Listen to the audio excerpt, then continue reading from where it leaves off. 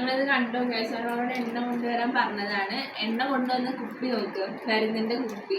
ഇതിന്റെ എണ്ണയുടെ മണം മണത്ത് നോക്ക്, അഡാറ് മണം. നല്ല ടോണിക് എണ്ണ കാണാം. ഞാൻ കുപ്പിക്ക് എവിടെ പോയി ഒരു വ്ളോഗ് എടുത്തത് ആ ഒരു ഓറിയോ തീർന്നു ഗൈസ്.